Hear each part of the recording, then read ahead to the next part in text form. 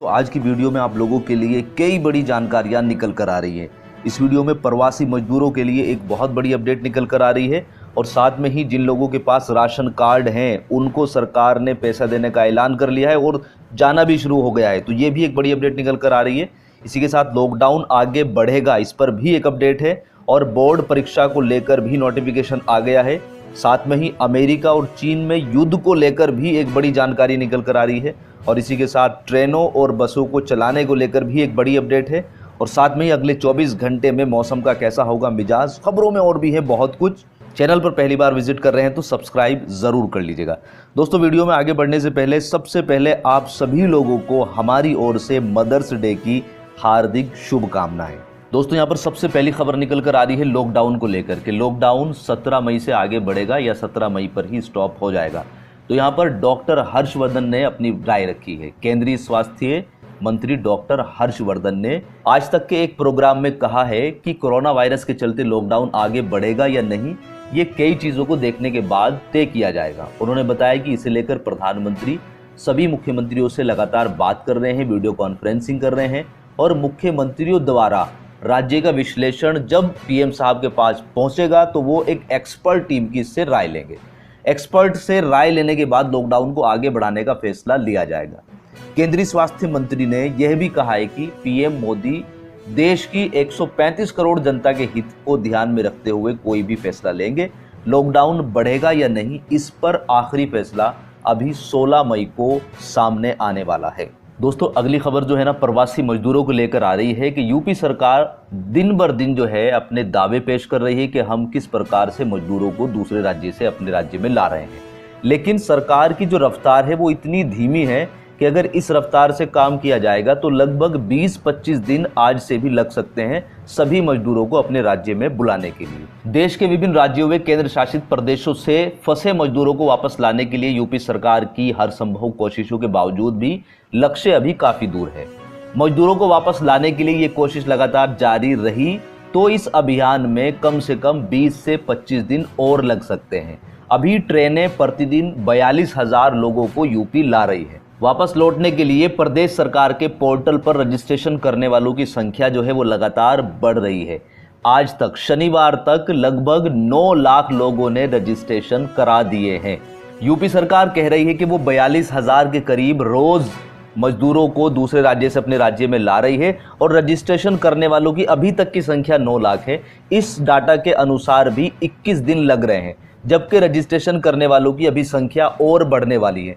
दोस्तों, अगर आपने अभी तक रजिस्ट्रेशन नहीं किया है तो नीचे मैं डिस्क्रिप्शन में लिंक दे रहा हूं यूपी में आने के लिए भी और यूपी से बाहर जाने के लिए भी, तो आप वहां पर रजिस्ट्रेशन कर दीजिएगा।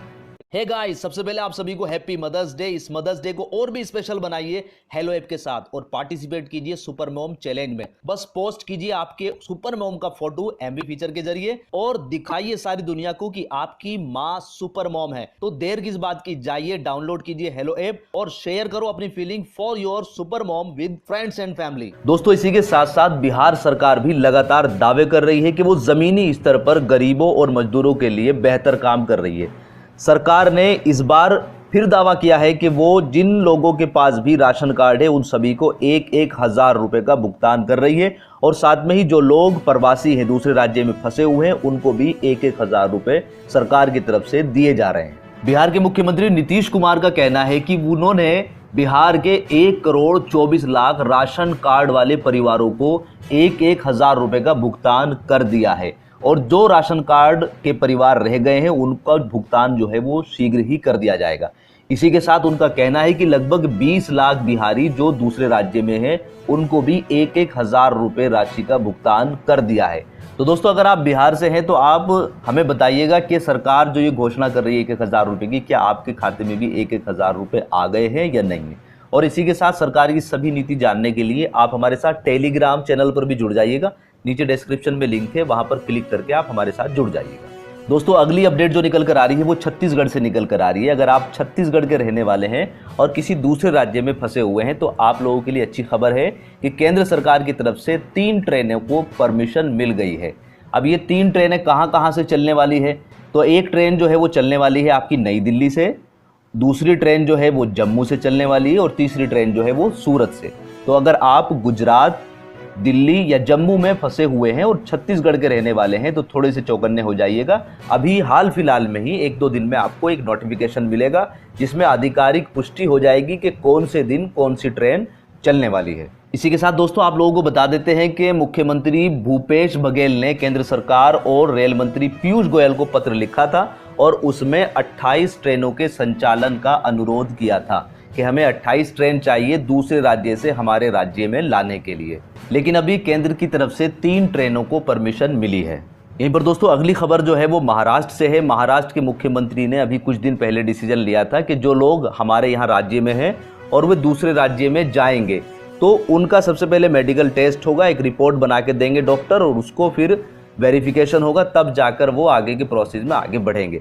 अब यहाँ पर जो रिपोर्ट बना रहे थे डॉक्टर, वहाँ पर काफ़ी लंबी लंबी लाइनें नज़र आ रही थी और साथ में ही उस रिपोर्ट का जो टाइमिंग थी वो 3 दिन थी। 3 दिन के बाद वो एक्सपायर हो रही थी कि अगर किसी मजदूर का 3 दिन में नंबर नहीं आया तो फिर उसको दोबारा रिपोर्ट बनवानी पड़ रही थी। तो अब सरकार ने अपने प्रोसेस में थोड़ी सी ढिलाई बरती है। उन्होंने बोला है कि जो मजदूर दूसरे राज्य में जाना चाह रहे हैं तो जो रवानगी का टाइम होगा उसके कुछ समय पहले ही डॉक्टरों द्वारा डिजिटल थर्मामीटर से एक बार स्कैनिंग हो जाएगी और वो सीधे सीधे रवानगी उनकी हो जाएगी। तो ये थोड़ा सा प्रोसेस आसान हो गया है क्योंकि उससे पहले तो बड़ा लंबा तगड़ा प्रोसेस था कि भाई आपको लाइनों में लगना पड़ रहा था, वहाँ पर भी इतनी ज़्यादा भीड़ थी और साथ में ही पैसे भी खर्च करने पड़ रहे थे कि 500-500 रुपये एक एक मजदूर से लिए जा रहे थे। इसी के साथ दोस्तों अगली खबर जो है वो पंजाब से निकल कर आ रही है। अब एक राज्य दूसरे राज्य पर लगातार आरोप लगा रहा है कि आप मजदूरों को इधर भेज रहे हैं, आप मजदूरों को इधर भेज रहे हैं।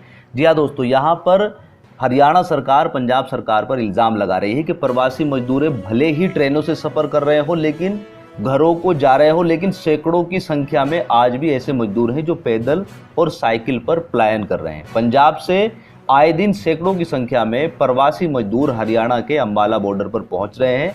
यहाँ उनकी पुलिस के साथ भी हाथापाई हो रही है। पुलिस को मजबूरन लाठीचार्ज करना पड़ रहा है। इस पर हरियाणा के गृह एवं स्वास्थ्य मंत्री अनिल विज ने कहा है कि पंजाब सरकार को इनका इंतजाम करना चाहिए और इन मजदूरों को इस तरीके से नहीं छोड़ना चाहिए। अब यहाँ पर सबसे बड़ी प्रॉब्लम जो है वो मजदूरों के साथ ही आ रही है। वो बेचारे क्या करें, वो मजबूर हैं कि भाई किधर किस तरीके से जाएं। तो सरकार को, चाहे वो हरियाणा सरकार हो चाहे वो पंजाब सरकार हो, दोनों को कॉम्बिनेशन बनाकर जहाँ के ये मजदूर हैं उनकी व्यवस्था जल्दी से जल्दी करनी चाहिए।